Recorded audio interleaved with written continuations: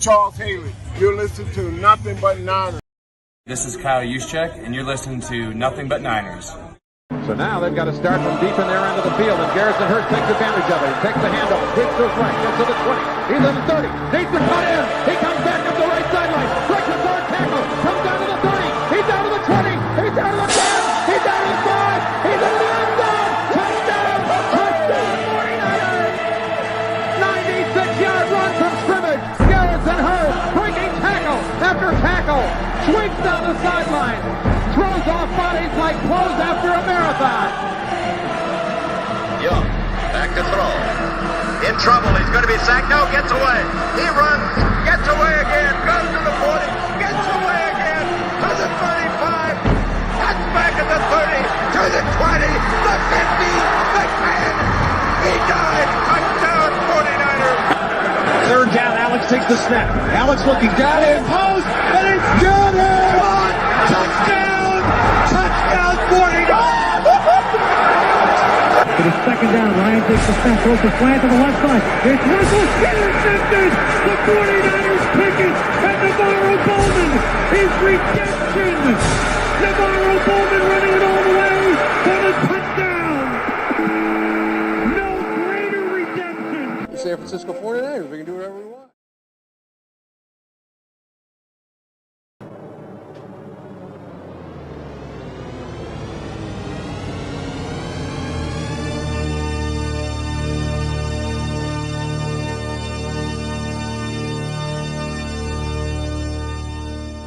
Click, click, boom! What's going on, faithfuls? It's your boys Mike and Tony from the Nothing But Niners crew. And guys, we are here to bring you another fun-filled episode. I hope you guys can all hear me. Tony, give me a thumbs up. We sound good, right? I just want to make sure because it was going way too smooth. I was looking for some problems there. Okay, all right, cool. All right, man, listen, we are here to bring you guys another fun-filled episode. We hope you guys are locked in. We hope you guys are loaded up. The 49ers have made some roster cuts, man. We are down to 53 players. Or something like that. We're going to break all that down here, but before we do, man, we're going to run into these formalities really quick. If it's your first time here on the YouTube page and you enjoy the show, you like that, hit that like button, man. Like the episode, all right? Then turn on your notifications because you got to subscribe. Like as soon as you subscribe, hit the little bell, turn your notifications so that way you know exactly when we are going live. Give us a follow on some of our social media platforms. We have Snapchat and X. Those handles are Nothing But 9. That's the number 9, Nothing But 9, ERS. And then give us a follow on Facebook, Instagram, and Twitch. Those handles are Nothing But Niners, that is spelled all the way out. And then don't be the last person to join the party over at Patreon, patreon.com/NB9ERS. Again, that's patreon.com/NB9ERS. Patreon is going to be really, really important, especially right now, guys. Listen to me. Listen very carefully. All right? Sunday ticket costs have gone up. And if you were not a first responder, you are not getting a discount. I don't even know if they still give out discounts to college students. But if you've been watching Nothing But Niners, they do. Oh, they do? Yeah. Oh, okay. I was going to say, if you've been watching Nothing But Niners since we started, you're probably long done with college anyway. So, but I guess you got it still. You can get it if you know someone with a college student or something like that, if you're a first responder. But if not, and you were looking for somewhere to watch the games on game day, Sunday night, Thursday night, Monday night, Saturdays in the playoffs, whatever it is, go to patreon.com/NB9ERS. And there, just subscribe to a $5 tier or higher, or you can buy the individual game. Hey, Mike, I don't need to be a member all month. I get to watch most of the games. Cool.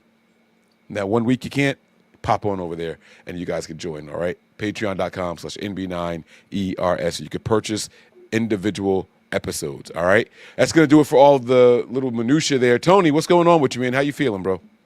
Feeling good. A little tired. A little excited as far as the cut down, and now the anticipation waits until they announce the waiver claims. The anticipation starts, waiting for the claims to be official. There's a lot of good talent out there. I understand people say, they're cut for a reason. Mike, you said that. Other people said it on Twitter as well, or X, whatever the hell you want to call it this week. But that's necessarily just for their team. They can be loaded at a position that one good guy might slip out of their hands and they can't afford or squeeze him onto that roster. Yeah. And there's a couple guys out there like that we could have in the 11th pick, God willing. can get our hands on. Hopefully, we'll get into that later in the show. I'm just gonna give you guys fair warning right now. I am eating while I'm on this show because after this, I eat because I have to go to work in 5 hours, 6 hours, whatever.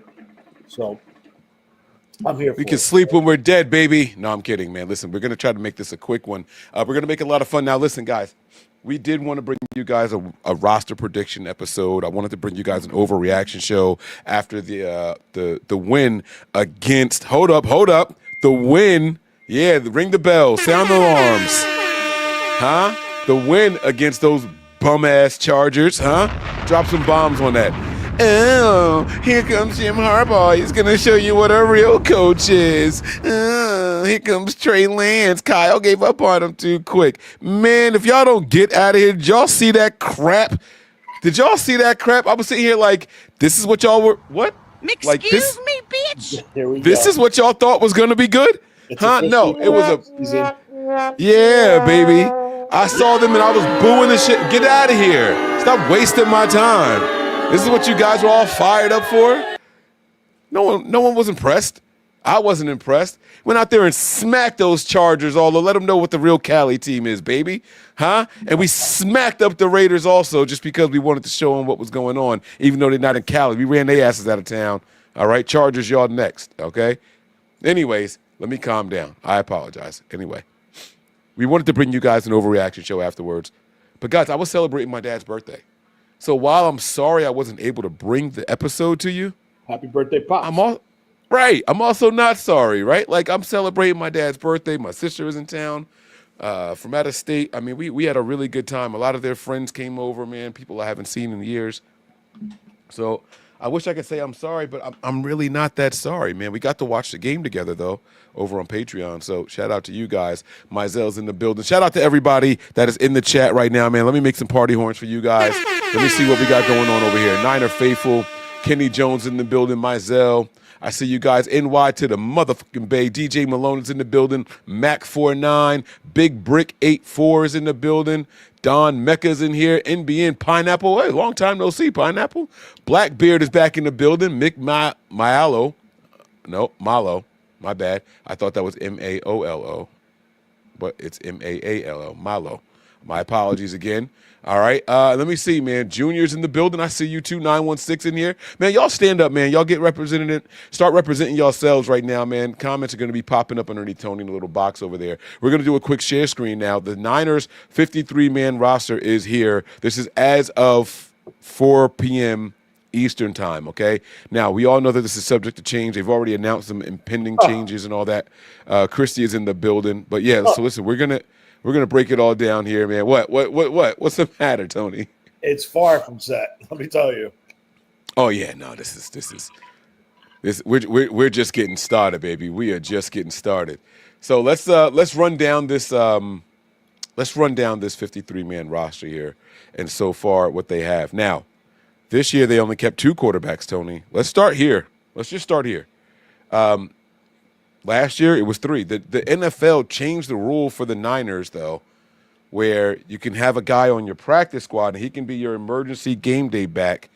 Is that going to eliminate permanently the need for a number 3 quarterback on this roster?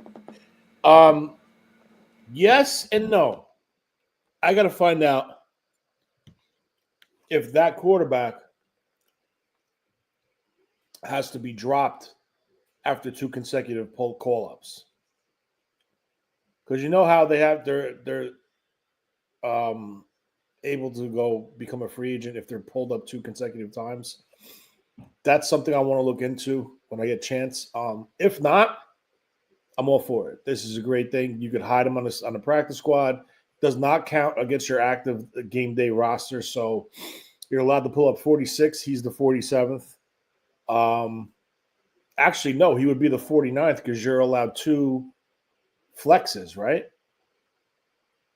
Did they do all of that? No, that was because of COVID. Remember, they gave you the 2 bump ups? Yeah, but I thought they stopped that after the COVID season. I thought they did that in 2022. No, NFL I think they game day roster rules. I think they're doing it. All right, so here we go. NFL game day roster rules are here. All right. It allows for a maximum of 48 players, Tony. Provided the team has at least 8. Now, here's the thing. Oh, that's what it was. It has to be at least 8 dressed offensive linemen. That's what it was. Yeah. That's what it was. And it says, otherwise, the maximum drops down to 47. The active game day roster is derived from the 53-man roster. Remaining players are typically on IR and inactive, blah, blah, blah, blah, blah, blah, blah. Teams can also elevate up to 2 players from their practice squad for a game, expanding the available pool to 55 players before the 48-player limit is set. Yeah. Bada boom, bada bing, bada bang, bang. So all right, ways to manipulate. All right, so then let's go ahead and get down to it, man. Mordecai and Bradley go on IR? Like, what's up with that? What did I miss something? Did not these guys finish this third game? Did I fall asleep? Mordecai twisted his ankle. I know that. And I've still yet to finish watching. What game did he? I don't know. I guess I did. No, the Chargers game. Someone twisted their ankle and they couldn't walk. I thought that was Mac Jones that twisted his ankle. No, because Mac Jones didn't even play versus the Chargers. No, I know. I'm talking about the previous game. I thought he was the one that didn't he have an ankle injury? I think the Niners are fluffing these injuries, dude. I think something's up, but we'll get to that later because he had a knee sprain. He sat out. Those two were the only two that played this game. And I remember they alternated quarters. Yeah, one of them. It was 4th and 1, and they ran a handoff, and he couldn't even get to the handoff point because he was hobbling and actually fell. I think it was Mordecai in this game. Yeah, well, they say they both got injured. Anyway, the Niners decided to put them on like IR or something like that, right? So that's a little. You guys don't see that? They're stashing. Someone's trying to hack me right now. Listen, guys, you guys can send all the shots you got. I pay a lot of money a year for this program here. You guys are never getting in. This is Fort Knox over here, baby. You're never getting in. Hacking? All right.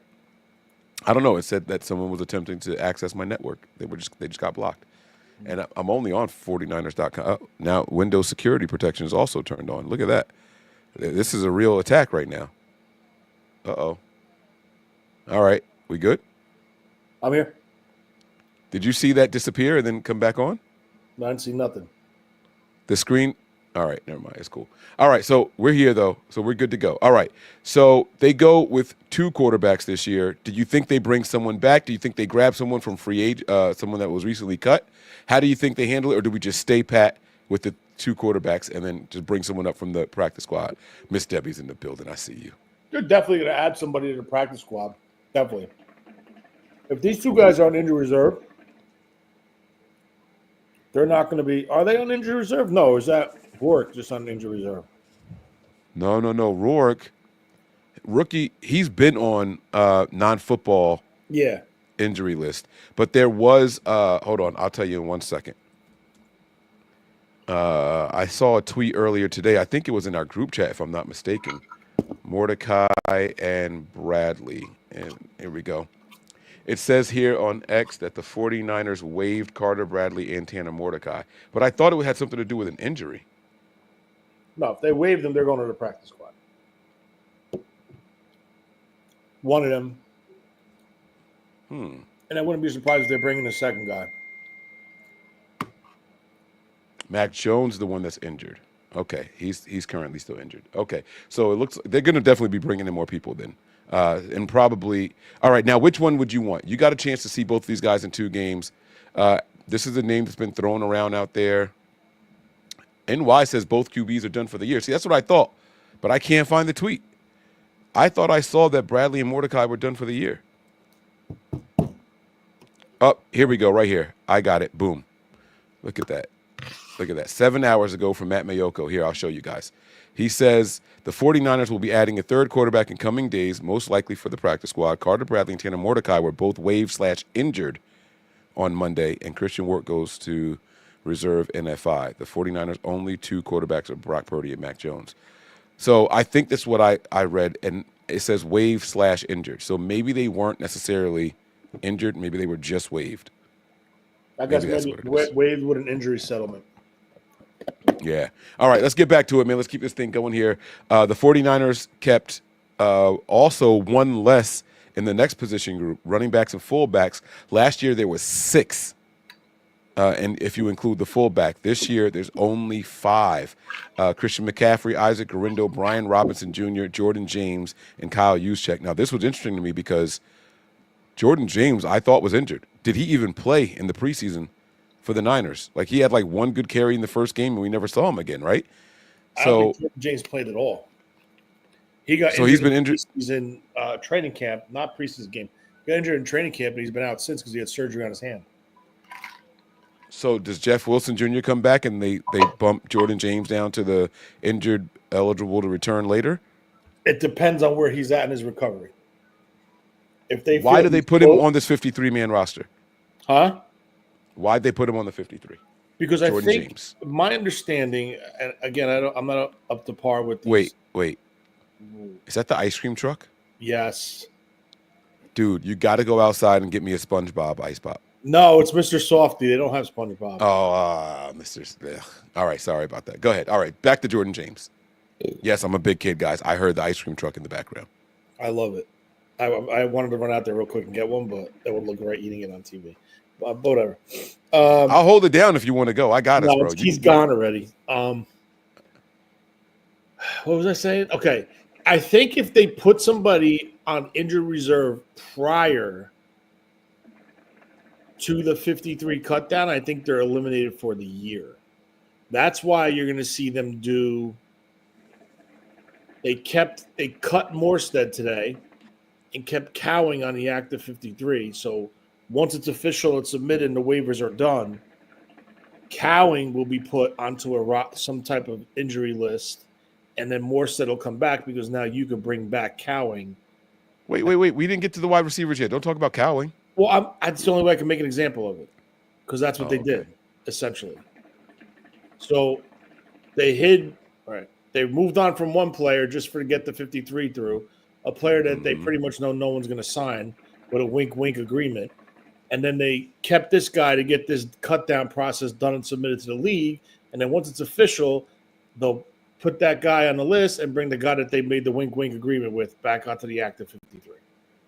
Mayoko said that James looks good and should be returning soon, so he's got to be close to returning. He's got that broken finger was the injury for him earlier on, so he should be back. He should be back soon. That's good. And I'm going to come back to what you said about cutting somebody with the wink-wink agreement. And if I'm somebody in our division, I think I would snatch him up just to mess with the Niners a little bit. Like, well, he would have to want to sign. I know. I'll come back to it. When we get down to that spot, I'll tell you guys who it is. All right. So any surprises here other than Jordan James actually making the 53? And that might not be much of a surprise to anybody. No. Okay. Who is getting the first carry after Christian McCaffrey? Garindo or Robinson Jr.? What'd you say? I'm sorry. Who's getting the first carry? Who's getting the first carry after Christian McCaffrey? Is it going to be Garindo or Robinson Jr.? Week 1, Garindo until he gets up to par, but I think Robinson might be close. I also do think Garindo will be used in gadget plays. So it could be situational, but I fully expect Robinson to be the number 2 back, but he's just got to get up to speed. All right. I'm going to go with Robinson before Garindo because Garindo just really messed up his shoulder. He's another person that was injured. He got injured on that special teams play, remember? Did Kyle say anything about his injury after the game, though? I didn't watch any post-game presser, so I have no idea what's going on. I didn't get a chance to watch him, like I said, and I've been working like crazy.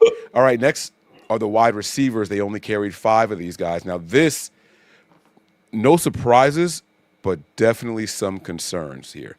All right. Jawan Jennings, Ricky Pearsall, Jordan Watkins, Sky Moore, and Jacob Cowing. Brandon Ayuk is going to be on the PUP. DeMarcus Robinson is on the reserve/suspended list. Tony, this wide receiving room, I mean, Jawan Jennings isn't going to be ready week 1. He might be out there, but he's not going to be ready. He hasn't practiced at all. So he ain't going to be any good to anybody. Ricky Pearsall, cool. Jordan Watkins is just coming back from injury. Sky Moore doesn't offer much as far as wide receivers go. And Jacob Cowing is also in the same boat to me as Juwan Jennings, not for the same reasons, but he just hasn't done anything. So we're going into this right now. If the game were to start today, who are the Niners starting wide receivers? Is it Pearsall and Moore? I think if a game started today, the cuts would have been a little bit different. But if based off of this, I mean, I don't know what they're going to do with Jennings. Like, I honestly feel I thought there was an honest chance that Jennings would have been – Jennings could still go on to some type of injury roster slot. He really could. He has not been on the field. He has not done anything, right? He's saying they're saying it's a calf, but in the next breath they're also saying it's time to get back on the field. Now, when you start off saying it's a calf, but you don't see him working out in the side field, and now week 1 is here, now you're saying it's time to get back on the field. That tells me doesn't bode well. That doesn't line up. Like there's red flags up. Okay? Yeah. So I would not be surprised if A, he's traded, B, he starts off on some type of injury list, or C, he's going to be out there playing. I think he could start off on a list, to be honest with you. But if I was the 49ers and he's really causing this type of issue with money, he wants to be paid, and he waited the day of training camp to do this, okay, well, we're not going to pay you. We can't pay you right now. We want to see how you're going to play this year, whatever speech they give him. I would put his ass on the list because he has game bonuses. He's going to lose money. So let's see how much the injury is real, and let's see. And I love Juwan Jennings, but there's a time and place for things, right? If you want to go in at the beginning of OTAs and say, "Listen, I'm not going to do nothing. I'm going to hold out. I'm not going to participate. I want a contract extension." All right, now you give the team ample amount of time to address this issue, whether it's negotiation, whether it's a trade, whether it's trade for a pick, trade for a player, whether you can go out and sign somebody. But you can't do it at this minute. Now, the other flip side of it is, I agree. For the last 2 years, the Niners have been dealing with this. Christian McCaffrey, Trent Williams, Brendan Ayuk. All these things are happening. You have your starting right tackle, who is a free agent next year. Colton McKivitz. Showing up. Playing. You think for 1 minute if the 49ers pay him, he ain't going to go sit out? Well, I want to get paid too. All right, let's talk about Jennings for a little bit. What we're going to do now, we're going to go back to the 2 screen. We're going to drop this thing out here. Tony, I got some concerns with Juwan Jennings. And I'm going to tell you what they are, other than everything we just said, right? It's never good when a guy is not practicing all training camp and not participating in any of the preseason games. And I need you to tell me, because I don't recall seeing him, was he even on the sidelines at the games? They showed him jogging on the field with blue hair, not participating. I'm sorry, not jogging. Let me retract that and rephrase it. Walking on Allegiant Field towards the locker room with the rest of his team in civilian clothes. They showed him. So that was the second preseason game versus the Raiders. He traveled with them, but he's nowhere near being seen on the field.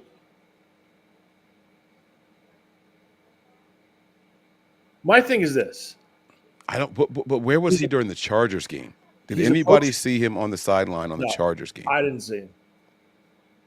I did not see him. That's got to be a concern, no?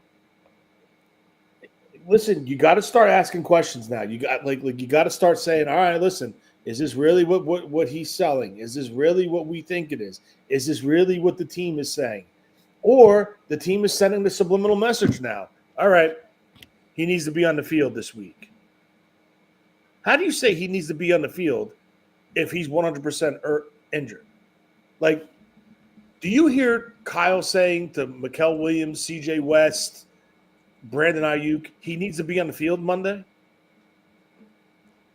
No, because they're hurt and they're working through things. You see them on the field working out. You see them on the reports. We don't see them, obviously. But reports are coming from the practice facility that they're on the side field working out. We're not getting these reports with Juwan Jennings.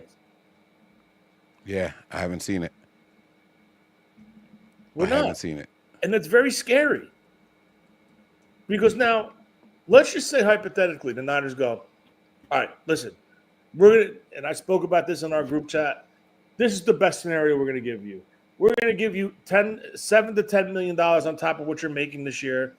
Sign the deal. You sign a waiver. We'll sign it. No franchise tag at the end of your deal. You test free agency. You're free to go.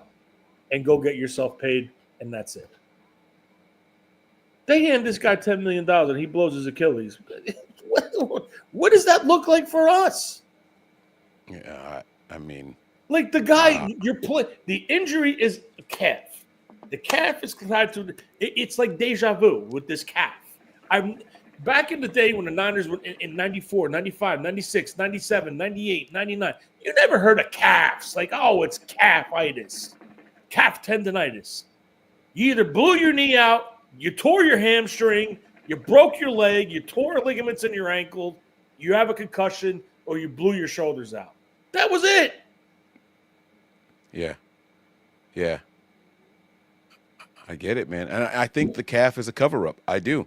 Because all they can do is a cover-up. Shame on the 49ers and shame on him. And the real you-know-who in this situation is Drew Rosenhaus. And I'm saying it. Okay? You just put the animosity between the team and Jennings. And now with his type of personality and strong-willed person that he is, you get him upset in that locker room, there's going to be issues. I'm sorry. Don't be, because I'm right there with you, man. I feel like this is a bigger deal than what people are making it. But it's going to be interesting to see how it plays out, because I wouldn't trust him week one.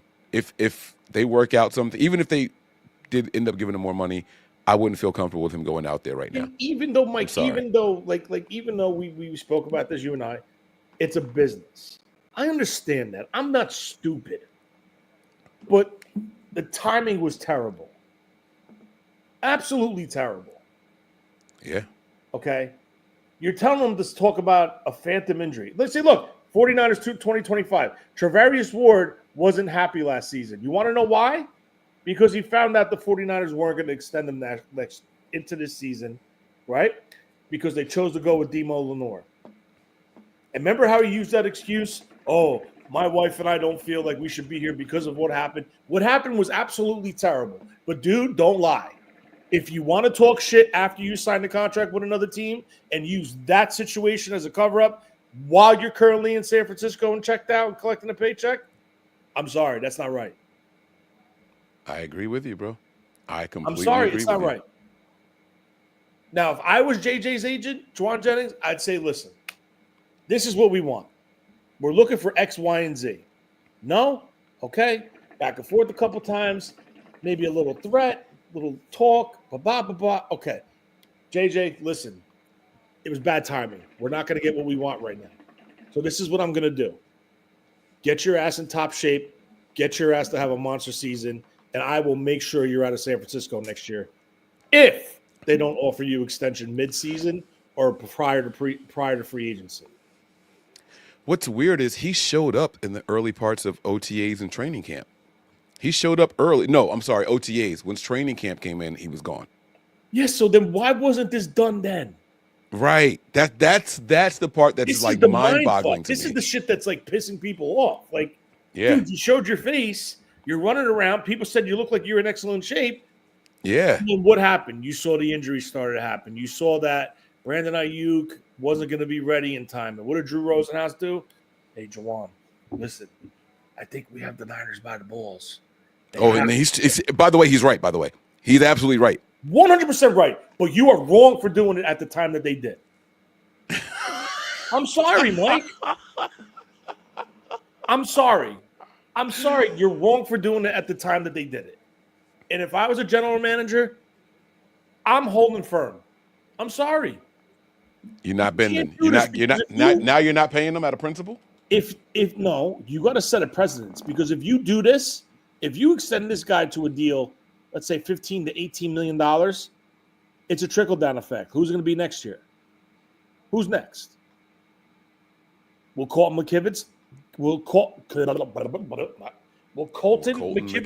agent be on the phone with John Lynch the next day saying, hey, you just extended him. Well, my client's a free agent too, and he's your starting right tackle. He's on the field for every snap unless he's injured. What are you going to do for my agent? What are you going to do for my client? Right? And then who's on the last year of the deal next year? Who's it going to be? Is it going to be Trent Williams next, looking for $50 million a year? You can't keep doing this. You can't, because it's not going to work out. Somewhere along the line, you have to put your foot down. And the Niners were very smart this year. Very smart. Why? Because they locked up their core pieces. All the people that are considered core pieces of this roster. Purdy, CMC. Well, CMC was last year, but you have everyone. Yeah, they did. They did Kittle. They did. Kittle, they did Warner. Who else did they do? Demo. Well, Demo was in the middle of the season. Yeah. All right. So within the last calendar year, we'll say their core pieces were all secured. So the notion of Jed York being cheap, it doesn't fly. Just because we're not blowing money on the Javon Hargraves that blew up in her face doesn't mean the 49ers owner is not cheap. I hear you. I'm with you. I like this everything is why you just it's very important to be very specific and stick to your plan now, during the season, trade deadline, and into next free agency. Unless there's a specific player, let's just say hypothetically, Trent Williams walks this season, and there's a left tackle that that's 26 years old, 27 years old, and he's looking for a payday. He's borderline Pro Bowl talent. He came in number 5 in voting for the AFC East, we'll say, or the AFC. And he's available. That would be the one scenario where you could see them play a large contract to a player. Other than that, it's pieces. I think they're going to manipulate the waiver wire and try to stack this roster and build that middle tier of this roster. And I think they're going to go full bore into this season with the expectations to make a run into the playoffs. And the reason why I'm saying that is I know there's significant injuries and there's a lot of question marks right now. But the schedule, number one, and look at the list of the quarterbacks. I put it in the group chat that the 49ers will be facing this year. Yeah, which is, if you guys are fantasy football people, don't be afraid to get that 49ers defense early. I'm saying it right now. It's kind of like, how they say, like Superstorm Sandy that hit New Jersey, all the dots were aligned, all the stars were aligned. Well, if you look at this list, there's a lot of stars aligned. That's all I'm saying. So, with that being said, I'll stop my talking because I got to go. All right. It's all good. We'll get back to it. Next up are the tight ends, guys. It says 3 here: George Kittle, Luke Farrell, and Jake Tungus. I don't think there's any surprises here. Braden Willis was let go of.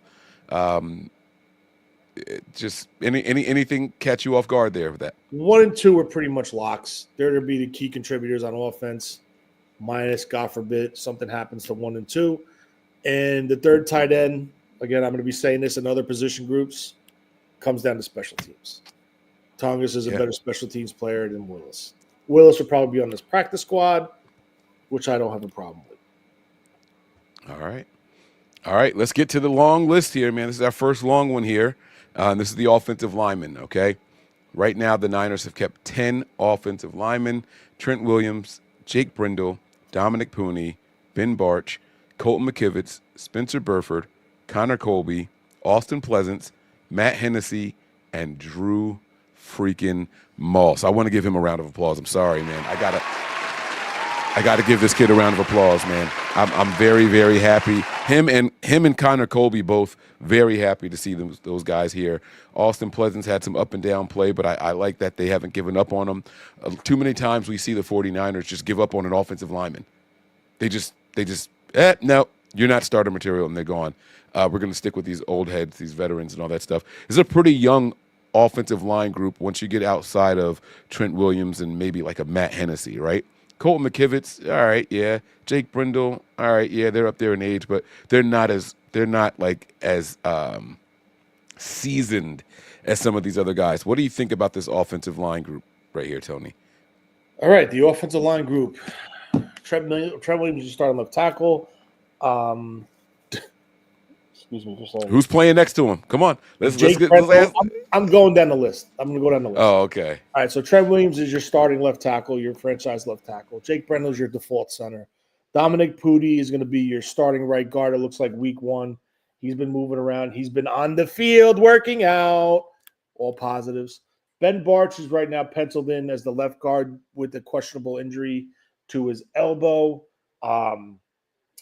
Solid player when he's on the field. The question is, he's not on the field much. So we got to see where he is in his recovery and how long and he could go without sustaining another injury. Cole McKivitz, your starting right tackle, really has stepped up and improved his play from 2023 to 2024, and now hopefully he takes another step in 2025.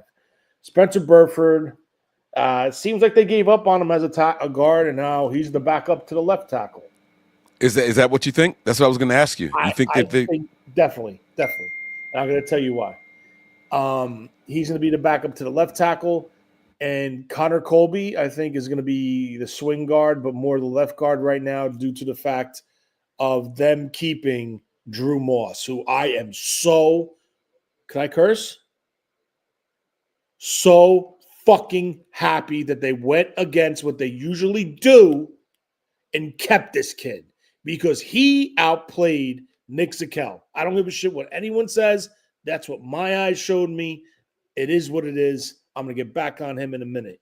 Connor Colby right now could be penciled in as the guard for the start in week 1 left side if Ben Barch isn't ready to go. Austin Pleasance had a great camp without pads. Once the pads came on in contact and they were going full bore, in pass rush drills with their defensive lines, you didn't see he struggled a little bit.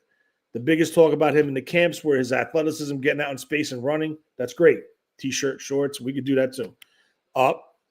Matt Hennessy, he's the backup center right now. And it's funny because if you take Matt Hennessy and then you take Nick Zakelj, again, I'm not knocking Nick Zakelj. It is what it is. They drafted him. They drafted him in the 6th round, forward him, a former tackle with extremely short arms. They moved him inside. It didn't work. Doesn't have the ability to anchor at 6'6", 300 pounds. So my thing is this. Would I like him on the practice squad? Sure. Bring him up. Keep him there in case of an injury. You could throw him right in. He knows the system. He could play, and hopefully he could play okay. But we'll see. Hennessy, they tried out at both guard and center.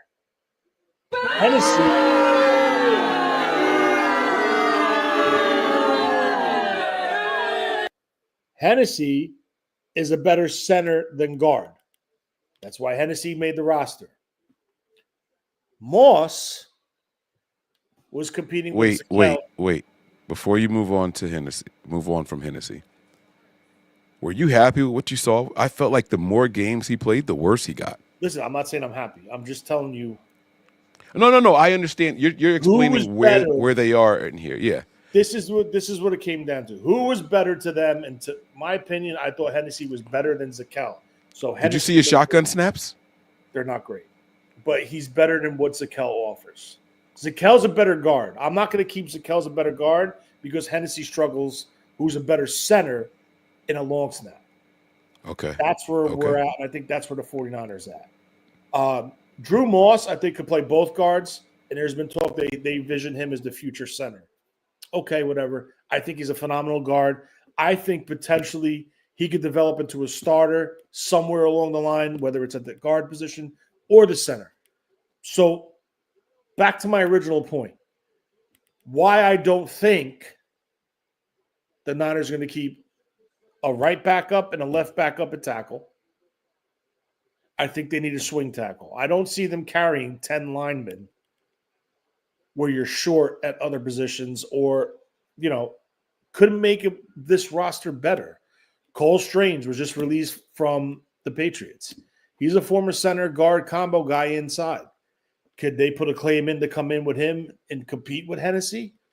I don't know. But I'm telling you now, I don't think this roster is set at this position group.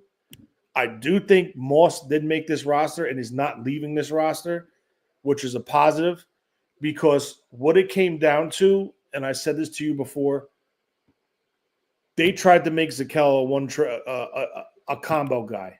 He's the backup at the interior, but he wasn't, because I think Drew Moss is better than him at guard and Matt Hennessy is better than him at center. And that's why Nick Zakello's on the outside looking in, because they tried to make him the 2-for-1. But unfortunately, he's not the 2-for-1, so they actually had to do the 2 instead of the 1. I think when my last thing, because you ironed it all out for each player individually. I thought you did a phenomenal job. I think the most valuable backup on this list, you're probably going to hate me for it, it's Spencer Burford. He's going to be able to play all 4 spots that's not center in case of an emergency. I'm not saying that we want to see him out there, but he is a guy that can play guard and both tackle sides.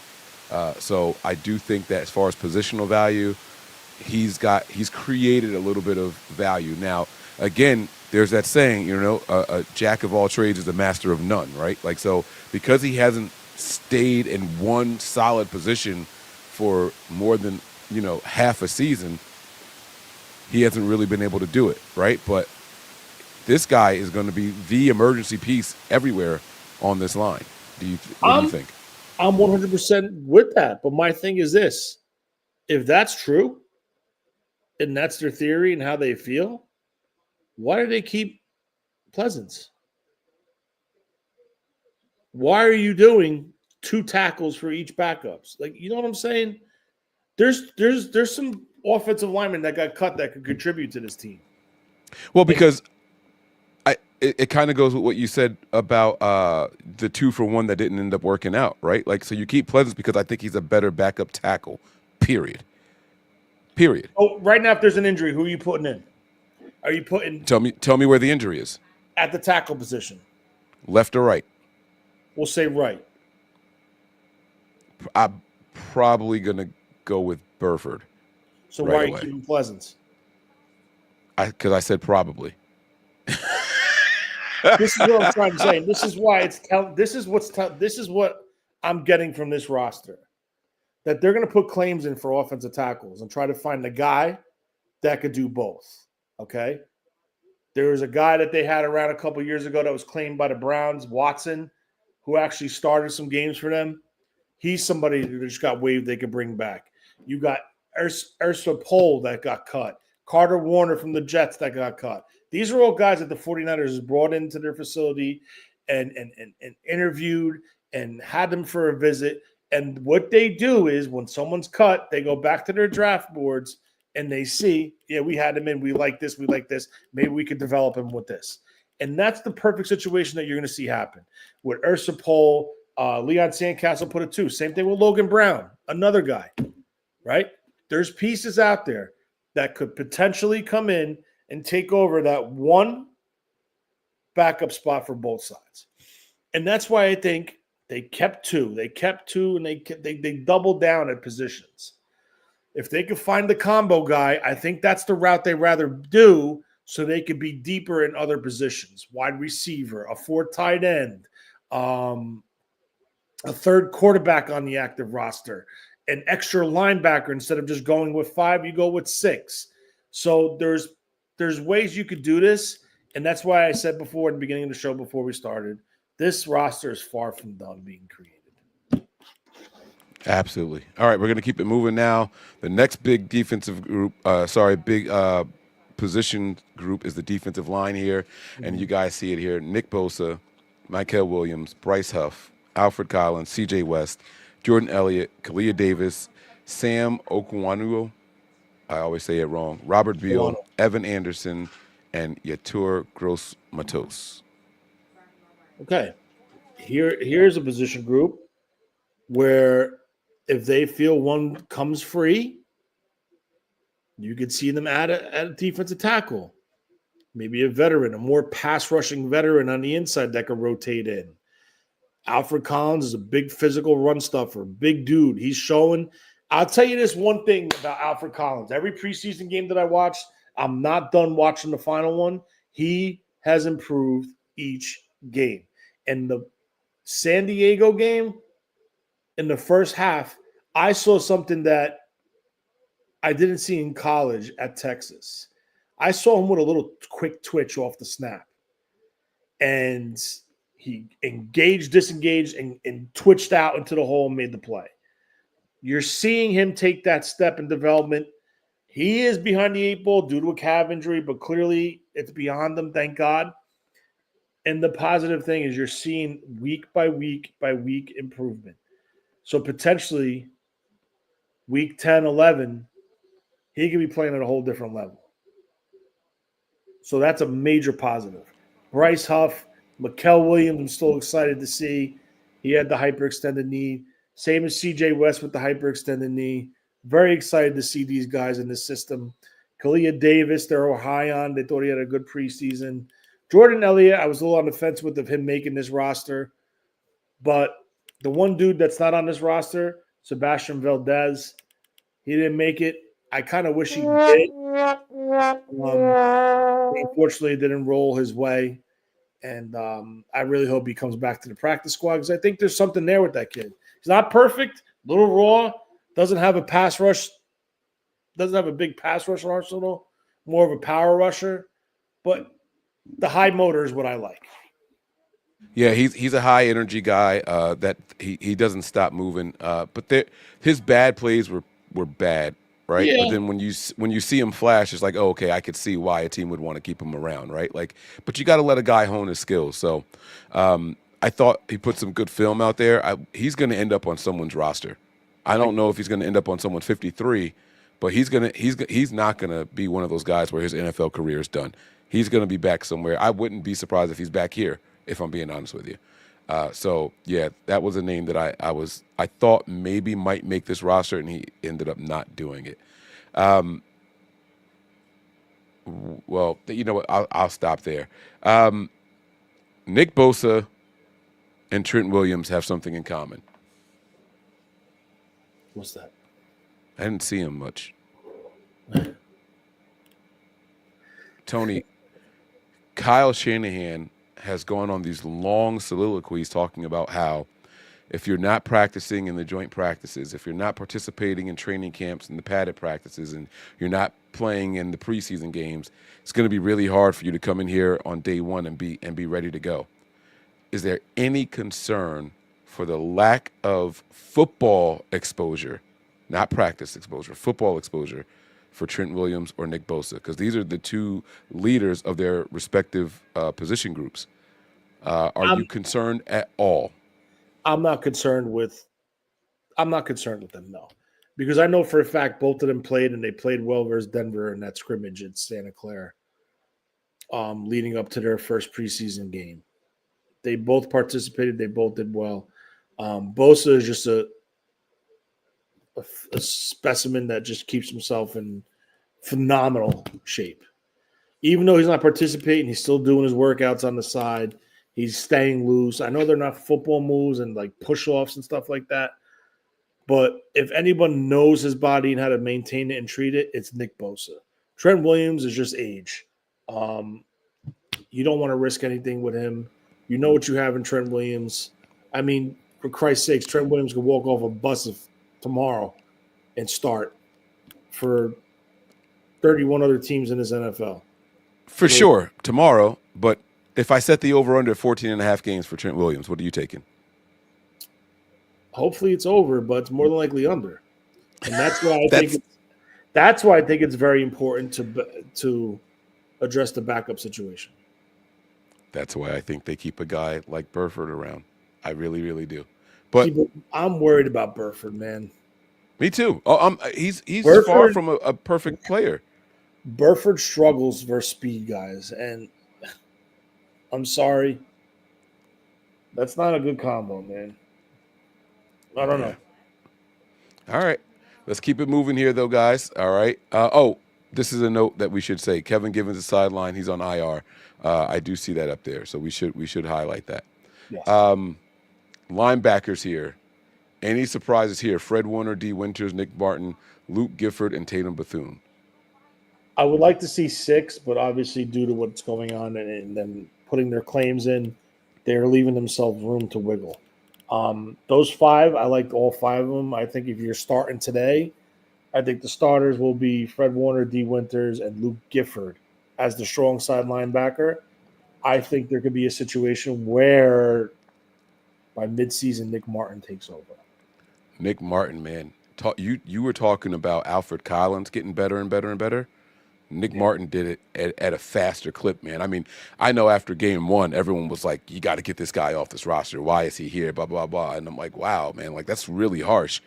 But when you watch game 1 or preseason game 1, it was like, okay, I can see why people were saying it. But man, did he improve and he has it, hone Mike. The those thing skills. is, his game is pure speed, and he wants to make a name. He wants to make a play. And if you're undisciplined and you just play with your hair on fire, that's what happens. But once they control him, they tamed him in and said, listen, your speed is your speed, but you got to keep your eyes and trust your eyes and stuff like that. Play more control and discipline, and you're starting to see it come out. Yeah. One thing I just want to address real quick before we go any further, because this guy is severely overlooked by a lot of people, a lot of the fan base, and the league. Tatum Bethune versus the Oakland Raiders. I'm going to say something.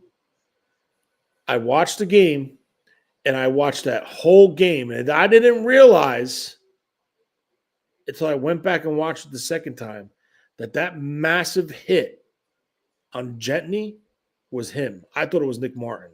You want to know why I thought it was Nick Martin? Because A, their numbers are you're off by 1 or 2 numbers. He's 45 and the other one's 48. 46 or 48, whatever. And the closing speed, the close on him, I was 100% solid that it was Nick Martin. So I just kept it along. I was like, damn, that's Nick Martin, man. Now you're starting to see that speed you saw on film from Oklahoma State. I went back and watched it, and this time I had the volume a little bit higher. And they said Tatum Bethune shot out of a cannon and leveled. I was like, who? So I had to go back and rewind it. That was Tatum Bethune. I think what was confusing between Bethune and Nick Martin, it is a number thing, right? But if they're moving quickly, that 5 can look like an 8.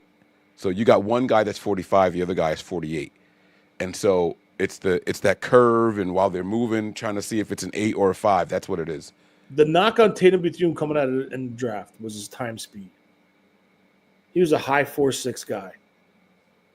That play did not. He plays faster than that.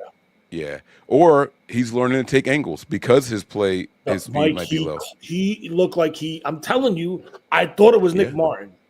Yeah, I was 100% sure that was Nick Martin. Yeah, the way he shot out on that. Mm-hmm. So that's why, like we talk about it in the draft process, you can't really go by what the time speed says in the workouts, in the combine, right? Your main focus is the 10-yard split, 20-yard shuttle, like all that. That's what you got to look at because that shows the explosion.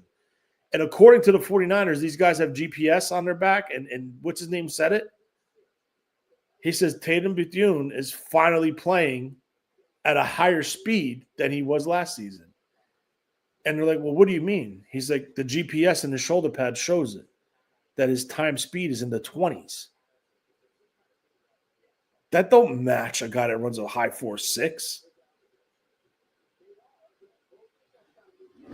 But that's it. He's getting it down, and it comes with more confidence also. That's the other thing, too, that we have to forget. Like, we have to remember how young these players are, and everyone is looking to see this. Yeah, It's like everyone's looking to see this finished product straight out the gate and all that. These guys aren't that. And so you got to let these guys get better. Fred Warner, as good as he is now, was not the way he was from year 1 to year 2. That leap in year 1 to year 2 was phenomenal for Fred Warner. Some people thought it was just a simple number change. It wasn't the numbers that made Fred Warner look better. Made him look more, decisive and faster. So you got to have some grace and let these guys grow. The next group we got here, we're almost done already with breaking this down. It's the cornerback group. Now, this is interesting. Diamador Lenore, Sirian Neal, Renardo Green, Upton Stout, Darrell Luter Jr., and Chase freaking Lucas. I am so happy that Chase Lucas is here, man. Him, Renardo Green, and Diamador Lenore are going to put on some special film for the 49ers this season. I'm telling you guys something right now. All right, I'm going to let Tony give his breakdown, but man, oh man, did anyone have as strong of a preseason as Chase Lucas? Honestly, like every game. No. Blitzing, interceptions, tackling. Now, I will say this. Coverage downfield, Lucas was like, all right, you got to work on something. I could see why you were maybe targeted while you were there in Detroit. You know what I'm saying? Like, if I hit you on the go route, that's not his thing, but he's a really good downhill player. If you can keep the play in front of him, he's phenomenal there. So I'm not saying he's perfect, but he made plays, multiple plays, in every single preseason game. I don't know who had a better preseason on the 49ers than him. I think Bethune had a hell of a preseason. I really do. I think he had a hell of a preseason. But, I'm a little confused, okay? You look at Diamador Lenore, 100% solidified corner number 1 on this roster, extended. He is the 49ers' number 1 corner. Neal isn't the number 2 corner. But Renardo Green would be your second corner. Played very well, looked very good in the first half that I watched versus Washington. I believe it was the first half. I can't remember. I just watched until my eyes closed. But did you say versus Washington? Did I say Washington? San Diego. I'm sorry. Okay. Upton Stout is supposed to be your starting nickel or slot. But he has an injury. He has a calf issue. Yeah. Tell me what you saw from Upton Stout in preseason. So wait. I got it. My question is this. Did Chase Lucas make the roster because of Stout's injury? And when Stout comes back, they're moving another corner in? We don't know. Luter, the first 2 games of the preseason, I didn't think he was going to make it. I didn't either. I saw him getting beat a lot. Came back week 3, improved. Yeah. But my thing is, where's Flowers? And these are some of the questions, man. These are some of the people that are missing that we thought were going to be here. So would you take Flowers over Neal? As a you could say yes. As a corner, yes. Yeah, right? Like you can say remember something, Mike. If he's not a top 3 corner, it comes down to special teams value. And that's why Sirian Neal's on this roster. He's a better special teams player. Now, there's a corner that's floating, 2 corners that are floating around right now that I know for a fact both were brought into Santa Clara on visits. Juju Brents from Kansas State, who was drafted by the Colts, was cut today. And Gus Bradley was there when they drafted him.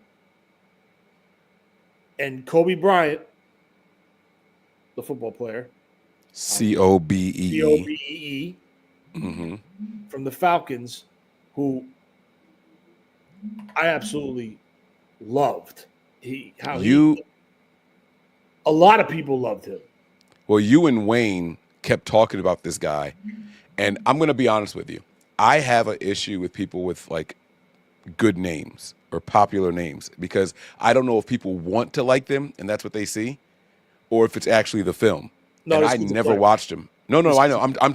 I never once watched him. I refused to because I was like, I'm not going to like this kid because of his name. I refuse to do it. So when I see him pop on tape, that's fine. And I never watched any because we didn't draft him. So I was like, forget it. I'm not going to do it. So you're telling me that this guy's got something. Why'd they let him go? I don't know. Maybe he doesn't fit their scheme. The Falcons have 2 good corners, if I'm correct. I don't know. I can't answer that. But maybe a change of scenery, maybe a change of system. I don't know what it is. But those are 2 guys that I would look at and look at hard. If you're talking, because I think they could be potentially upgrades over Luter. I think they could be an upgrade over Lucas as a corner. And Neal. And But Neal. you're talking about special teams. But yeah, and Neal. That's the issue. When they constrict this roster, position groups like running back, tight end, linebacker, corner, safety, your last guy on that depth chart are special teams players. And they will take the better special team player than the better corner, better safety, better linebacker. Special teams value is very important, and you see it on this roster with a new special teams coach in town. And that's, in my opinion, why Sirianni Neal and potentially Lucas made this roster. Yeah. Let me ask you this question, and we'll move on. It's going to be a quick one. Last year, when the Niners announced their 53-man roster, there was one player that was listed as a DB, while everybody else was listed as a corner or a safety, and that was Diamador Lenore. This year, they have him listed with everybody else. What does that mean? Well, it's cornerback / defensive back. So, well, you know why, right? Because he's going to be outside and not inside. Does this mean that he's going to be strictly outside? That's what I wanted to ask you. I think it's more pertaining to Neal because they're going to use Neal as a safety and corner once this roster's finished. Okay. Because Neal offers you that versatility. Okay. All right. We're going to keep it moving here, guys. We're almost done here. This is an ugly group. And I'm not talking about attractiveness. I'm talking about play and only play. The 49ers kept 4 safeties here. Jason Pinnock, Marquez Siegel, Jair Brown, and Richie Grant. I'm going to be honest with you, only one of these names gets me excited, and it's only based off of potential. That's it. It's just Siegel. Yeah.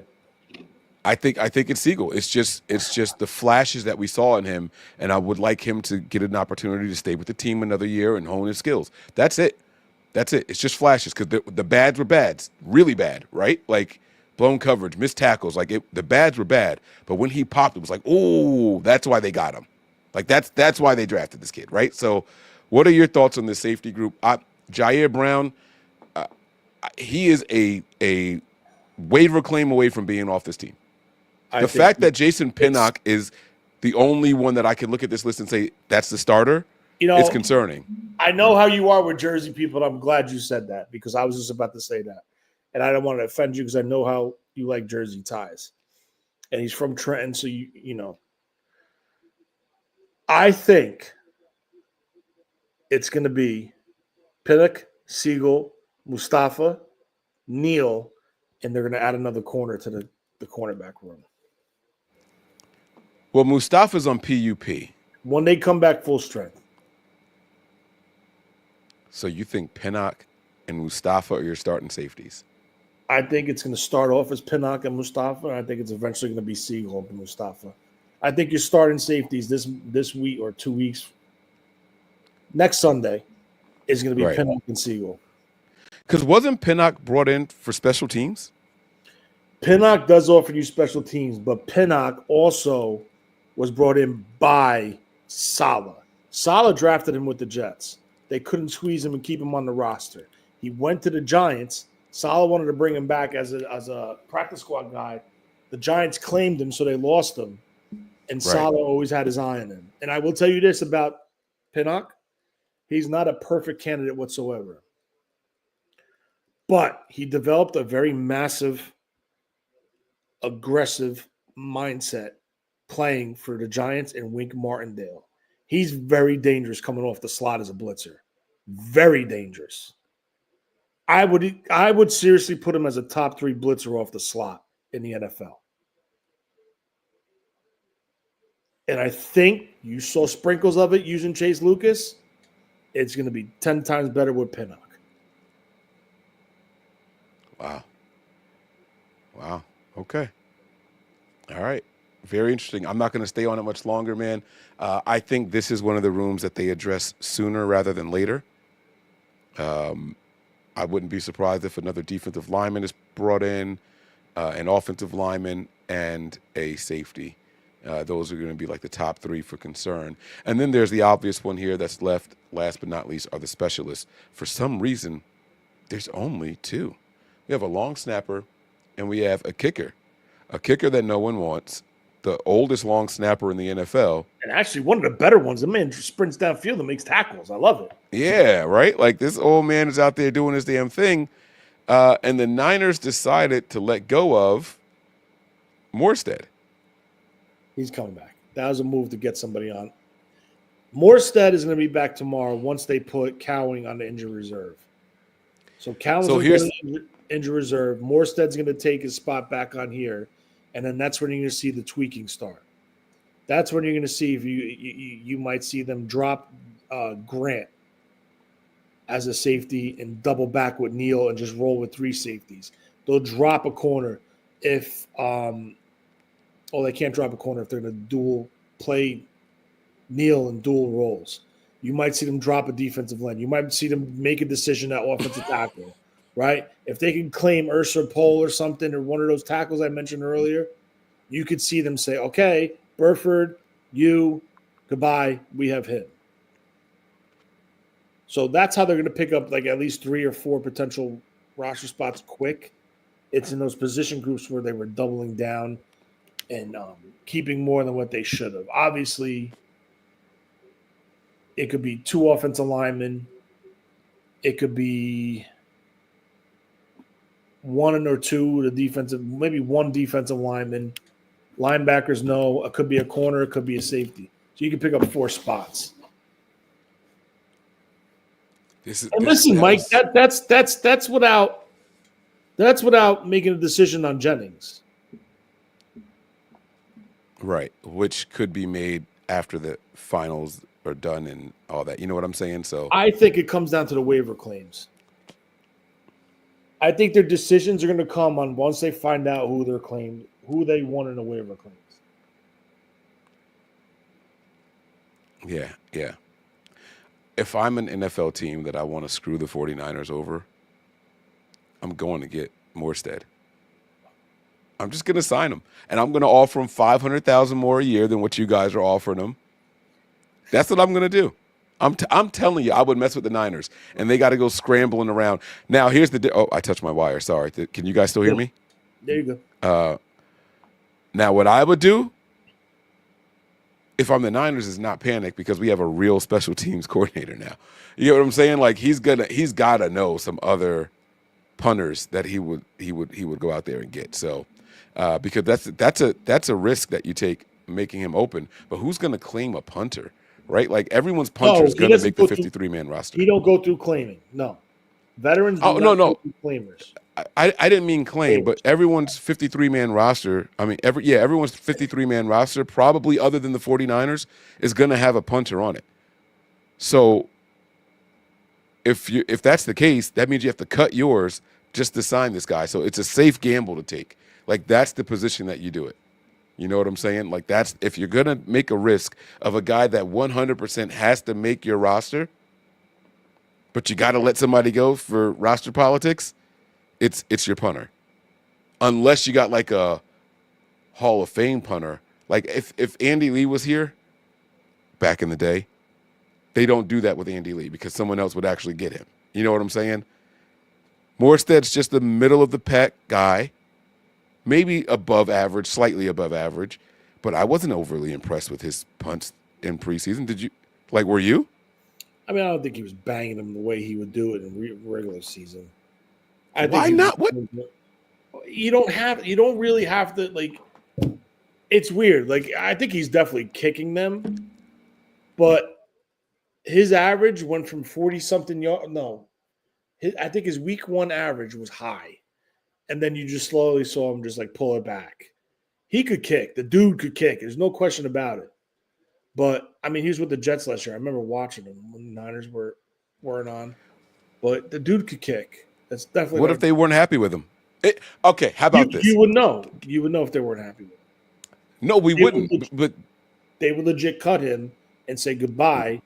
Which they did. Yeah, Mike, no. Don't start pumping an agenda right here. Don't do that. This is not agenda. You literally just said they would cut him and say goodbye. They did. You're starting to build something right now. It's not being built today. No. Come on, Tony. The man tweeted a picture. The man tweeted a picture standing in front of the 49ers helmet going, guys, relax. He's not going nowhere. They told him. It's a wink-wink deal. I'm cutting you right now. We're bringing you back tomorrow. It's roster economics. A lot of teams do this. Believe me, they're not cutting him. And if they were cutting him, you would see a report of them having punters in to work out right now because they're not coming from other teams. They're free agents. So they would have worked out the former punter from New England, Bailey, the Stanford kid. They work out. They bring back Wishing to work out again. It's not like that. It's more roster economics. That's all it is. Is it coincidence? Okay. Be honest with me. They hire a new special teams coach, then immediately sign a new punter, move on from the punter that they drafted and just extended. They bring in the kicker that was with the punter and the special teams coach, and then brought in at one point one of the top long snappers in the NFL in weeks. They changed out. They cleaned house. They changed up, except for one position. All right. I know that he thinks he's coming back. And if I'm the Niners, I want him to think the same thing too. That's all I'm going to say. Just for shits and giggles, I want the Niners to sign Terrell Owens' kid, Frank Gore's kid, and Jerry Rice's kid and line up week 1. Put them on the practice squad? No, line up week 1 as your starters. Just for nostalgia purposes, right? Because they all were released. They were all released by their teams. And you know what's crazy? Like Frank Gore's son was the only player in preseason to have 100 and 100. Well, he's really good. Frank Gore's kid is really – he's not I don't know if he's really good. He's not fast. He's not big. He's good, bro. I don't know. Frank Gore's a good back, Junior. I'm not ready to go on that hill with you, but I like what you're saying for nostalgia purposes. It would be very cool to see those names all lined up in one formation for the 49ers because we never got to see that. There was never a Rice and Gore. You know what I'm saying? Like I don't even think there was ever an Owens and Gore. It was Owens and Rice. You never got the Gore in there. So that would be very interesting. Now, Jerry Rice, no, he didn't. I was going to say, when he came back to retire with the Niners, what year was that? Oh, shit. I don't remember that. Let me find out. Hold on. I'm going to look that up. When did Jerry Rice 2004 retire with the 49ers? No, 2006. Wait, hold on a second. Hold on. 2006. When did we get Frank Gore? Was he here at this? Could it be 2005? They were together. Were they? I mean, technically, Jerry Rice came back on the little retirement deal. But what I'm saying is, it was the same roster. Yeah, they didn't play together. It was the same roster at the same time for that 2006 season. So you could recreate that, man. You could get the Owens, Gore, and Rice thing going there, man. That's pretty cool. That's pretty cool. Frank Gore, 2005. Wow, 20 years ago, Tony. We're getting old, man. Frank Gore. We're getting old. All right, man. Everybody laughed at the Niners for drafting him. Yeah, well, I mean, first of all, that Florida team, was it Florida? Miami. I said Florida, so technically I was in the same state, but I was the wrong. Yeah, bro, those running backs. It was like McGahee, Frank Gore. Oh my God, there's another huge one that I'm missing.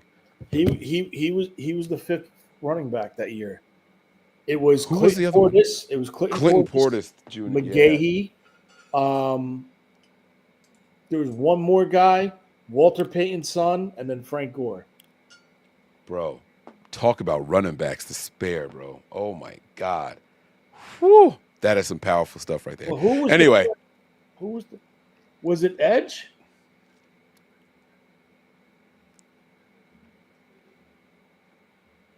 Was it Edgerrin James? Yes, Edgerrin James. Yes, that was the other guy. Yes, that's who it was. Good job. Look at you. You always try to tell me I can't remember this shit anymore. You got it. You got it. Tony is a walking encyclopedia of football knowledge, that guys. backfield? Oh. No, that is insane. And the Niners, you know, if the Niners had all that today, like in their primes even, like as rookies or, you know, second-year guys, they'd cut 2 of those guys because, you know, we drafted a guy in the 8th round that we want to keep. Oh, man. Tony, are there any other major takeaways from this initial 53-man roster? Again, this is the first final 53-man roster, not the final. There's going to be more 53-man rosters. One quick question off topic from the roster. Out of those 4 guys, who had the best career? Edgerrin James, Clinton Portis, Frank Gore. Edgerrin James, Clinton Portis, Frank Gore. Who was the other one? I'm missing. Willis McGahee. Willis McGahee.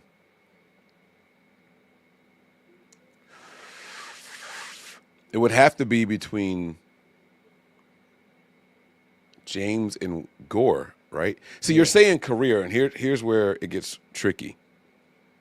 Because Gore had the longevity. And so his numbers, because he was the one that was the one with the bad knees. Yeah, right. He was the one with all the bad knees. But see, like Frank Gore, oh, this is gonna sound so bad. Frank Gore and Emmitt Smith had very similar careers. The only difference is Frank Gore never had that offensive line in front of him, but they played for so long that their numbers look great when you put them up on a board. When other guys were only playing for 8 years, 10 years, you know what I'm saying? These guys were out there for 15, 16 years and still churning out 800-yard seasons. Put it like this, and this is no homerism. If Frank Gore won a Super Bowl, I think he'd be the best back to ever come out of Miami. In our time. Because I think that's what's holding him back from Edgerrin James. Didn't Willis McGahee get one also? Did he? I don't know. Where did was he with the Ravens? I thought Ray Rice was that running back. Oh. And did he get one with Denver? Let me see if he won a Super Bowl. I'm looking up Willis McGahee. Willis McGahee does not have a Super Bowl. He's a 2-time Pro Bowler. What about Clinton Portis? Let's see. Clinton Portis. Oh, shoot. Sorry. I associate him with Washington. It's either Denver or Washington. And it wasn't Washington. Let me see. So. Clinton Portis, Denver and Washington. He was only with Denver for 2 seasons. So that means that he got Rookie of the Year with Denver. He got Washington's 90 greatest players. No Super Bowl. 2-time Pro Bowler also. It's got to be Frank Gore. Edgerrin James won one. I think Edgerrin James won one with. Actually, I think did Edgerrin James win 2? I think he got 2. He won one with Peyton, and then one with Kurt Warner. Yeah, I think Edgerrin James got 2. Hold on, I'm pulling it up. God. All right, Edgerrin James. Oh, this doesn't tell you if they won Super Bowls. I've been looking at this list all wrong. It doesn't say Super Bowl champions. I'm going to Wikipedia, and I thought it would be on the side thing over there. All right. Now I got to look it up differently. Hold on. All right, here we go. I got this. I'm going to give us an answer, and then we'll wrap this thing up here. Because I could swear, what's his name, had one also, so that makes sense now. All right. Edgerrin James.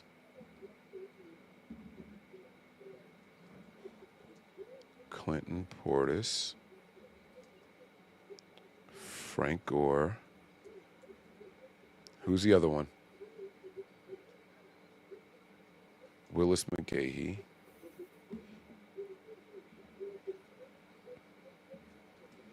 Super Bowl. All right. It says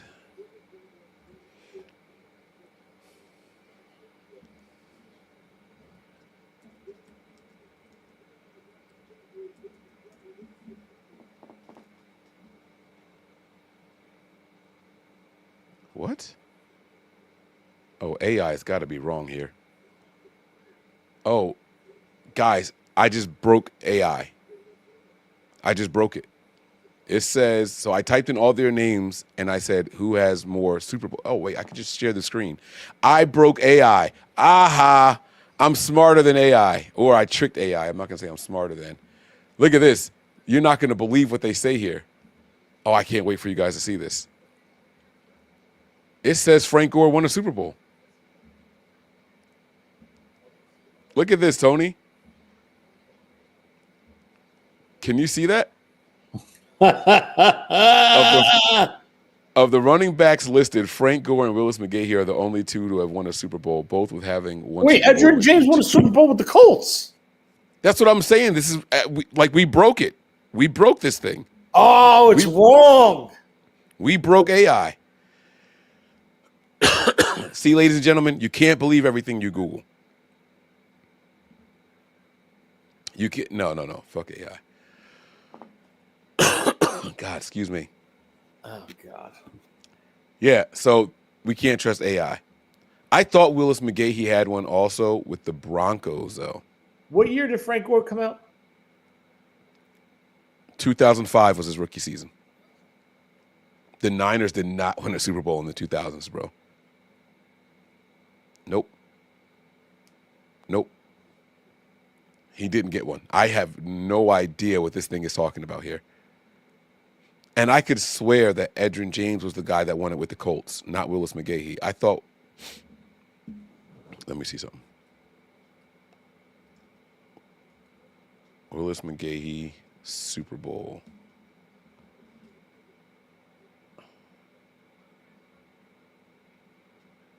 They said they got to the championship game with the Ravens, but I don't trust it.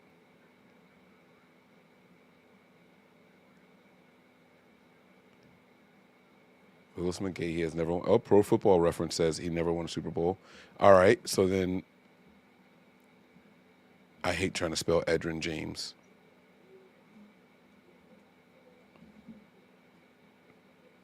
All right, there we go. Edgerrin James, he played in one Super Bowl with the Cardinals, but they lost to the Steelers, is what this is saying.